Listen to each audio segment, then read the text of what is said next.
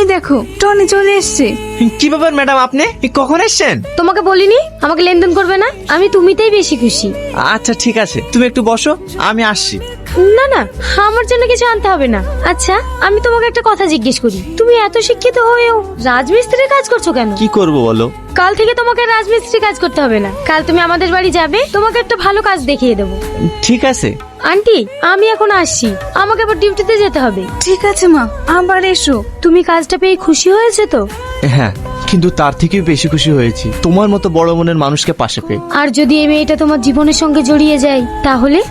না না, এটা কিভাবে সম্ভব? তুমি হচ্ছে এক উজ্জ্বল নক্ষত্র, আর আমি সেই নক্ষত্রের আলোয় আলোকিত সামান্য একটা জোনাকি।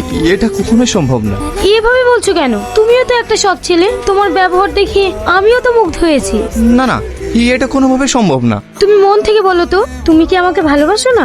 অবশ্যই ভালোবাসি, কিন্তু কিছু কিছু ভালোবাসা আছে হাজার চেষ্টা করলেও অসম্পূর্ণ হয়ে থেকে যায়।